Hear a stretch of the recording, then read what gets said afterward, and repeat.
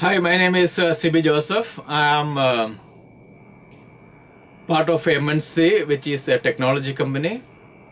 I have about 2 decades of corporate experience in various roles. I started my career from project management, program management, and later moved into HR.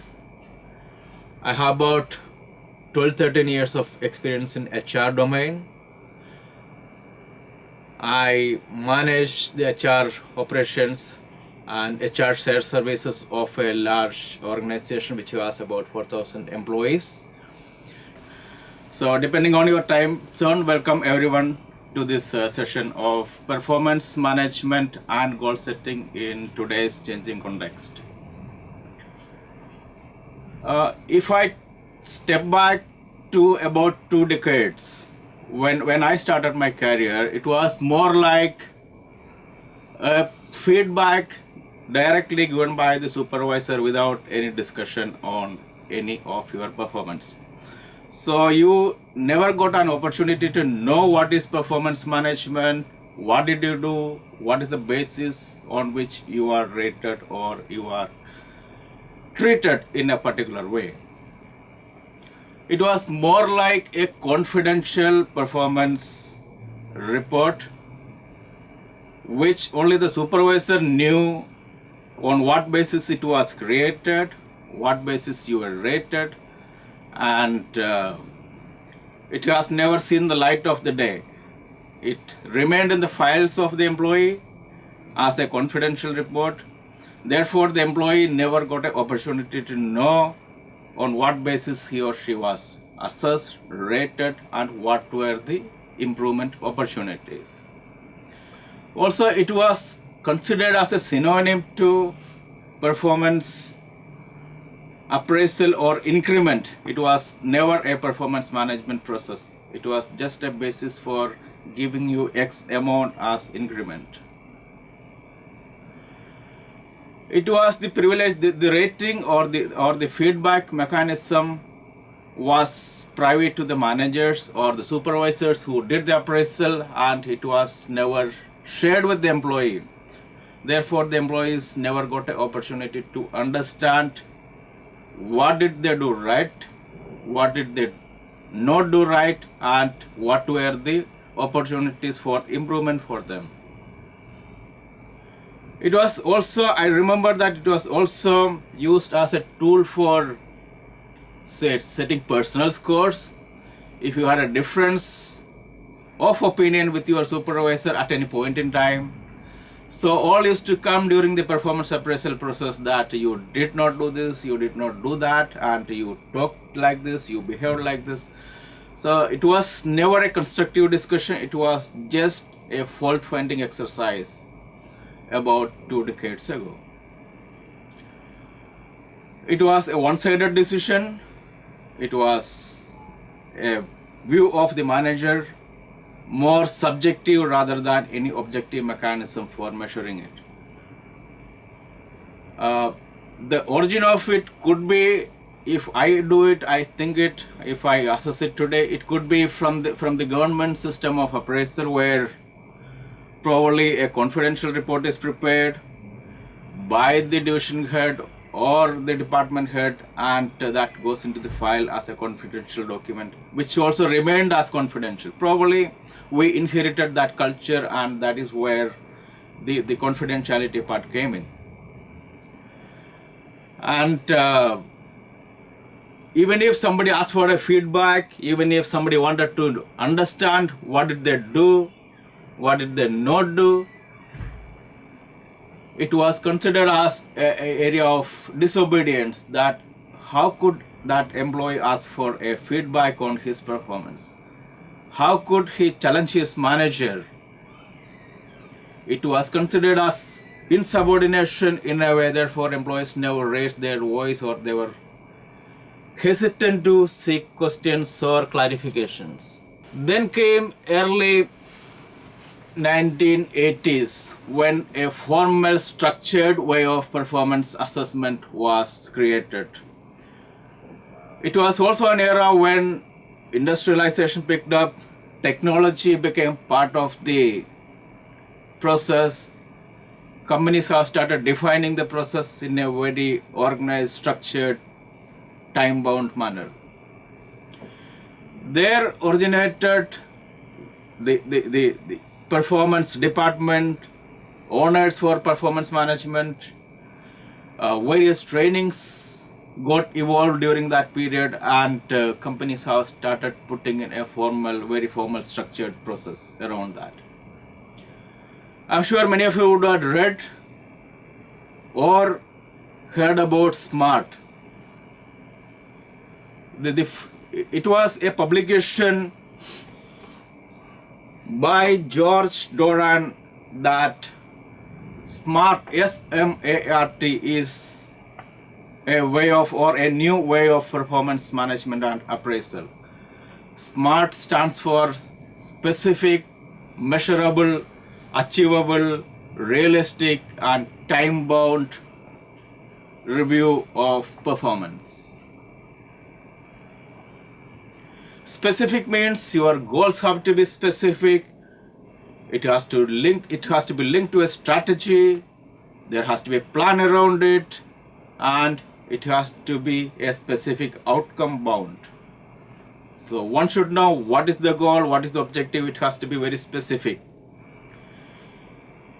Second, M stands for measurable. Anything which we do, if it is not measurable, it is not considered as a very effective assessment.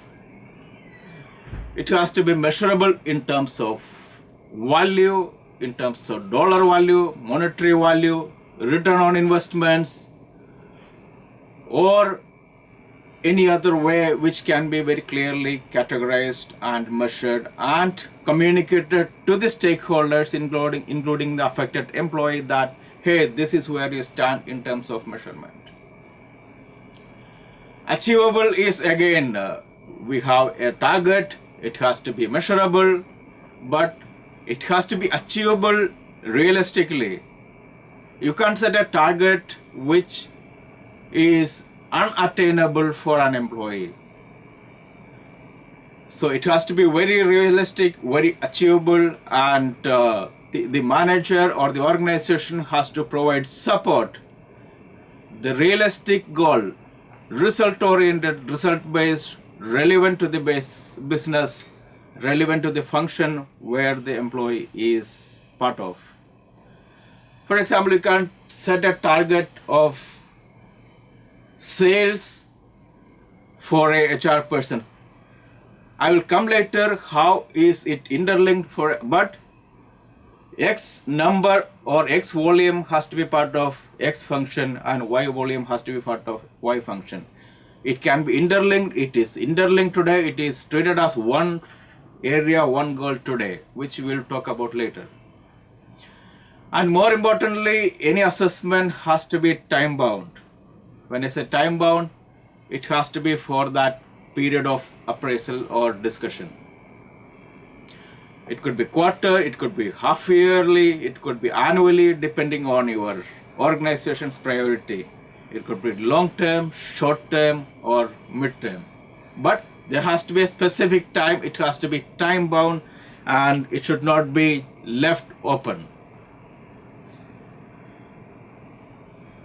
Now, again, if you go back to about a decade ago till around early 2000s, this specific process of SMART used to work. But in the later part, in the recent past, if you have noticed, everything is changing so quickly that companies are unable to figure out which is the right model, which is the right model of appraisal, which is the right model of goal setting, which is the right model of assessment. More and more companies are moving away from the SMART process, though it exists in a different form, but they are moving away from the structured, documented, or people-driven, process-driven way of performance appraisal or performance management. Uh, Unfortunately, mostly companies have considered performance management as just performance appraisal process in the 80s and 90s. That management part was somehow missing. It was more about doing a performance appraisal, having a discussion, forcing line managers to have a discussion, basis a charter created by a certain function, which is generally HR in most of the organizations, and pushing for completing a task, time-bound task. So all these objectives, having a measurement, having a time-bound appraisal, time-bound assessment. So this is our target, this is a measurement period, completed by this time. The focus was more towards completion of that exercise rather than the real objective of, or getting out the real intent of the exercise, which is managing the performance of employees. When I say managing the performance, means the companies have to reach out to ensure that employees deliver their best, which means it is not about doing an assessment of your work area, your goals, or your metrics.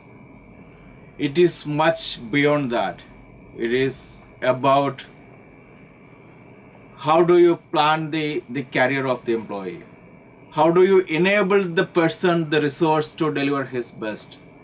It could be by way of guidance, it could be by way of providing logistical support, infrastructure support, or providing adequate training at the required time. That is, this area of time-bound completion of the process also involves time-bound support.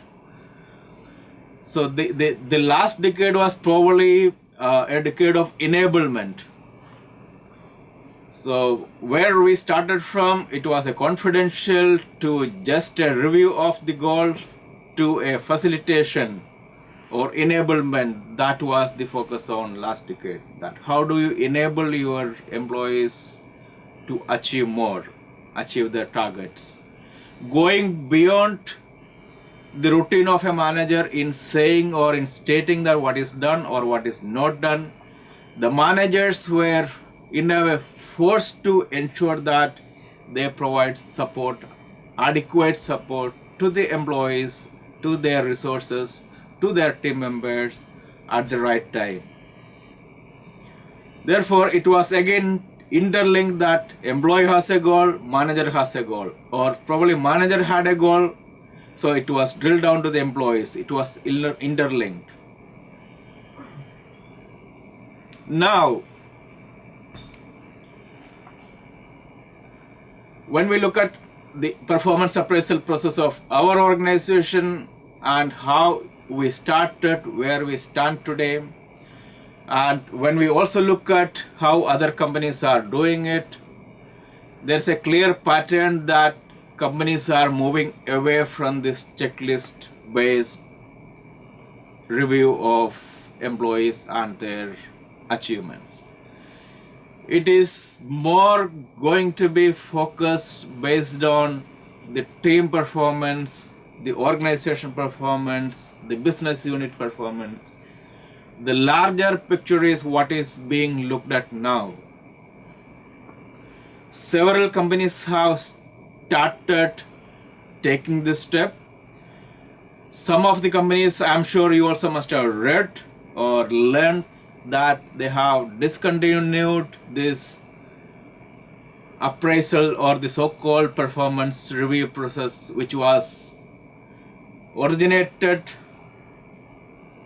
in the 80s, which was pushed by a function which could be HR or business, which was more checklist driven. From that, companies have started focusing more towards the end objective. Few of the companies have already discontinued this annual appraisal process driven by HR or driven by some of the functions assigned for that purpose. The thought behind it is that you have a company, you have a business, you have a business unit. They have to deliver value. They have to deliver product, services, or anything of that sort. The advancement in technology has changed the business scenario to that extent that even companies are finding it difficult to stick to any particular standard or process. And it definitely has a cascading effect on business processes, and business enabler. If I take an example, selling a car was probably considered as the responsibility of the salespersons or marketing division of a car manufacturing company. But today, we know that when we buy a product, when we buy a car, we look beyond the monetary value. We look at the after-sales service, the experience of the customer when they walked up to the showroom.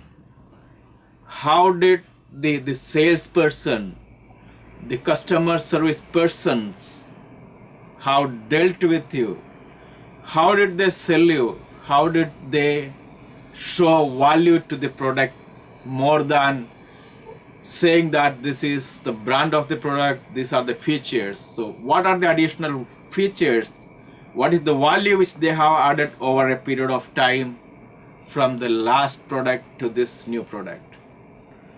So if you look at, therefore, it is not the salesperson alone who is selling now. Maybe the role of salespersons are getting reduced. The customer service executive, the receptionist who receives you, who welcomes you, the service center manager, the service center executive, or the service mechanic, everybody is selling. So as a customer, if you and I walk up to a service center or a showroom, what do we look at? We look at the product first, definitely, its features. So the next question is, how many service centers you have? What is your delivery time after a service? Today, customers are not willing to wait for 3 days, 4 days, or a week to get delivery of a vehicle once it is delivered to the service center for service. So they want it immediately, as soon as possible, and the quality of the service has to be extremely good, extremely well. So which means your service center guy has to do his job. He has to be a seller. He has to think beyond from just fixing the problem, fixing the vehicle. He has to look at multiple aspects that if he doesn't do his job well, the reference of the customer may not be good enough. Therefore, that has an influence on other customers. Lot of selling is done not by seeing the advertisement, not seeing the commercials, but by hearing from people. People are so well connected today through social media, through various networks, that everyone has the opportunity and wherewithal to take feedback about any product, any service, any organization, or even about any individual. Therefore, the focus of selling has shifted from salesperson to service center executive to the receptionist to your marketing companies. If they promote your product, are they telling the truth?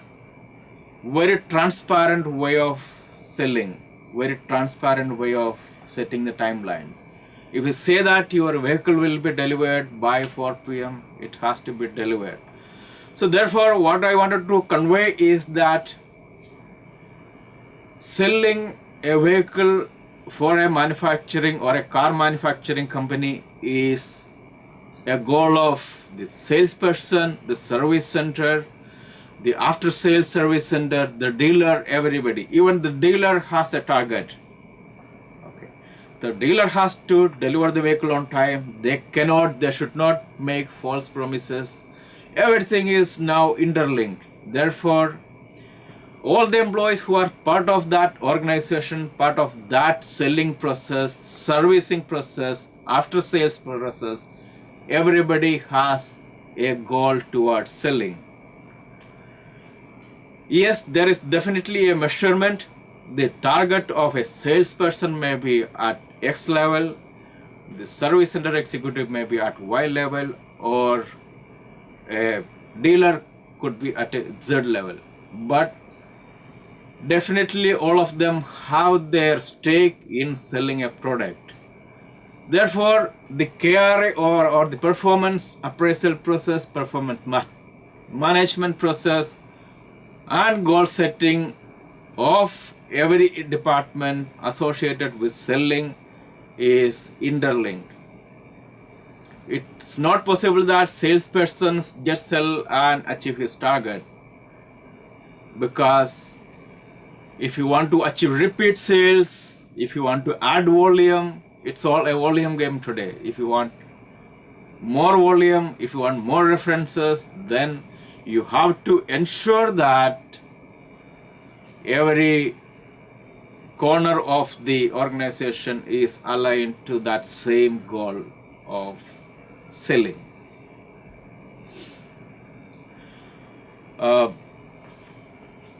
Another aspect is that in technology industry especially, or the industries which are driven by technologies today, and every industry I'm sure is driven by technology, the shortage of manpower in various industries, various technology industries especially, have forced corporate to be more transparent, more realistic, and more objective. Today you cannot afford to say that I have decided your goal, you go and achieve. It is no longer a one-sided target. It is mutually agreed, mutually discussed, mutually understood, and the appraiser and appraisee both sit together and decide what needs to be done. If the appraisee needs support, he or she will be upfront to state that if I have to reach there, I need this support, or infrastructure, or additional manpower, or resources which support me in ensuring my success.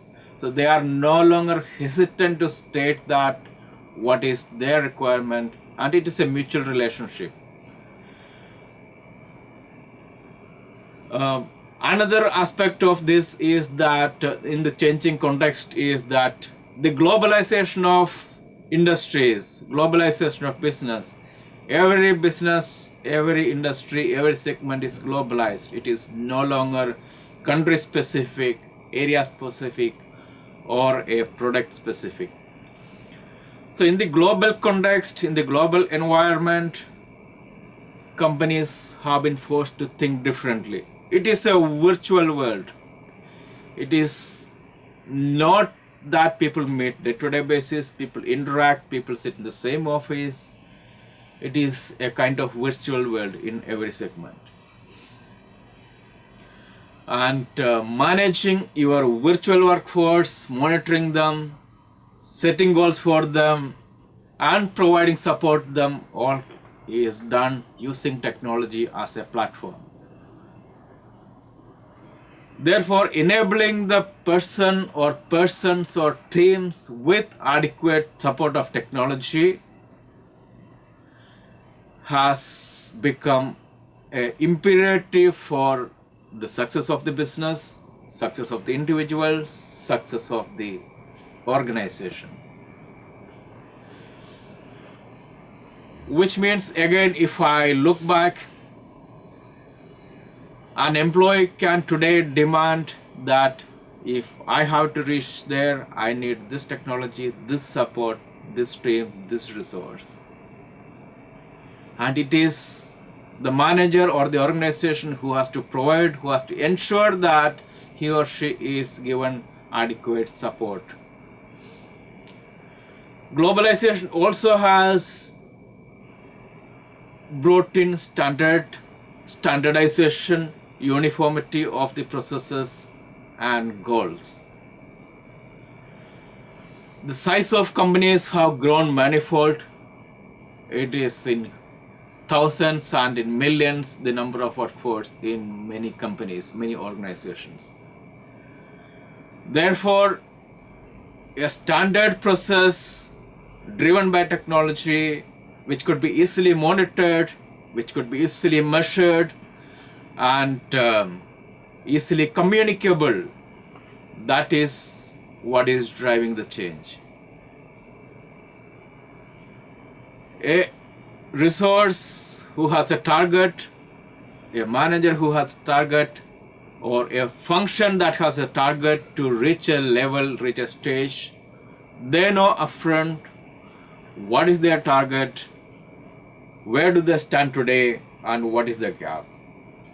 So the measurement has become very transparent, very objective, rather than being confidential, or it is revealed at the end of the year, end of the cycle, or it is no longer a surprise to the appraiser, reviewer, or anyone in the organization that who has achieved what, and on a realistic basis, real-time basis. So the word realistic has been replaced by real-time. Time-bound is also now real-time. At any point in time, as an individual, as a manager, or as an employee, I know what is my target. Where do I stand today? What is the gap? What is that which I have to do additionally to reach that? So in today's context, therefore, the change from confidential, controlled, driven by a function is taking shape into a self-driven, technology-driven, real-time, and team-bound objective, team-bound measurement, team-bound target. Team is the larger focus, organization is the larger focus, and everything is getting drilled down from organization, getting interlinked to organization, getting mapped to the organization goals. Individually, we may have achieved our targets, we may be at a particular level, but what companies have started looking at is that if 10 out of 4 teams have started delivering, or 4 out of 10 teams have delivered their targets and 6 of them have not delivered their target, should we reward those 4 and leave the 6 behind? Or should we look at why did the other 6 also have not been able to be successful? Was there a pull and push factor, which means the successful people, did they try to reach out to help others?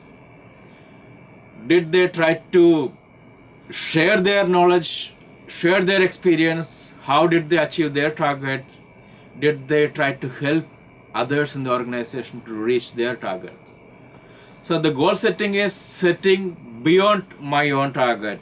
It is setting the target of the entire organization, and as an individual, how do I ensure that my organization, my teams, the teams who are linked to me, who are part of my organization but directly may not be linked to me, how am I helping them, going beyond my routine to reach out to them and help them?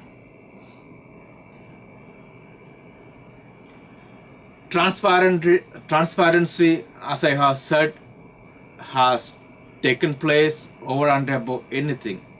Companies no longer hide the results. They cannot escape from the fact that they have to reveal information, data, targets, achievements on a real-time basis to employees. More and more transparent communication, transparent information sharing, business plan sharing, and collective feedback, collective review, and collective goal setting is what the industry has moved into, industry is moving into. So from an individual person dependent mechanism, it is moving into, in fact it has moved already into a group or a business unit or a company-wide target. Depending, again, it will depend what type of the product or service you deliver, what is your organization's priorities, but the end objective is changing, especially in technology industries. I take the example of technology industries because technology is the driving force behind change today. Many of the changes adopted by technology industries is getting into all other segments. It could be core manufacturing or other service or any other area of business. It could be establishments or enterprises, anything. Everything is coming together and focusing just towards the end objective of the organization.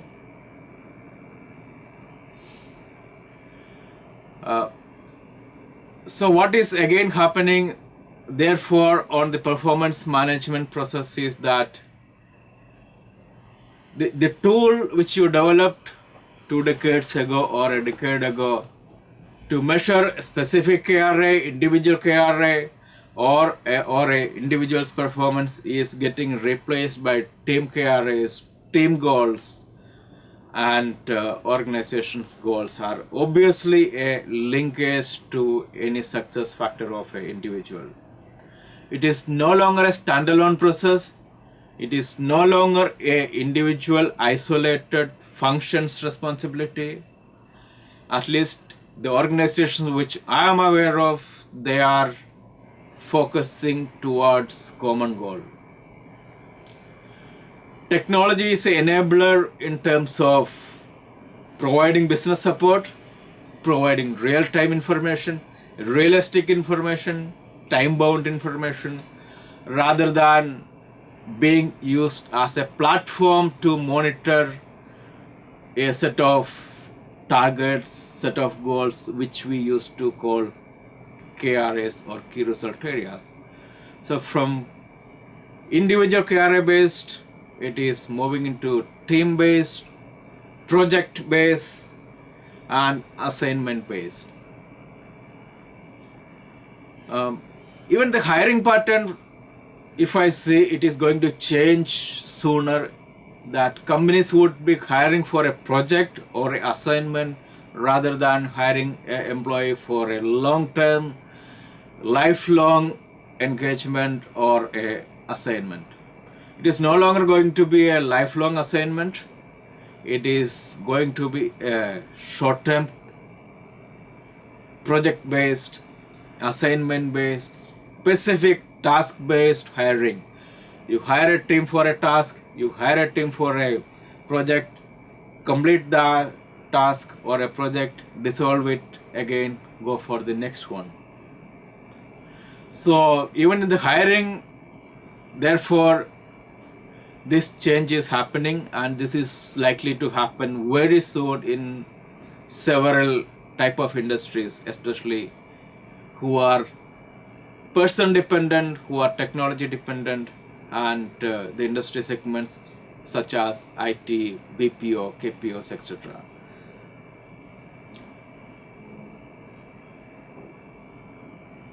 So therefore what will happen is that if you hire a resource for a project or a assignment or a target, your only measurement criteria is going to be the project, the assignment, and the target of that project or assignment. You will hire people for a project, You will set goals for that project. Individually, you may decide distribute work, who will do what, and there will be level, etc. Because always there will be somebody who will be driving it, who will be monitoring it, who will be providing support. Eventually, the weightage of success factor may be different. As I said, if it is a manufacturing company or a car manufacturing company, the weightage of salesperson may still be higher, but a very reasonable weightage of service center will also be part of the success of the project or the selling. Similarly, in project-based, assignment-based hirings, the success factor will be success of the project, success of the assignment, and it is no longer going to be success of the individual alone. I hope all of you have taken the message from this, and you will be benefiting from this message as to what is going to come and how the industry is moving. Thank you so much, and have a good day, have a good time ahead. Thank you so much.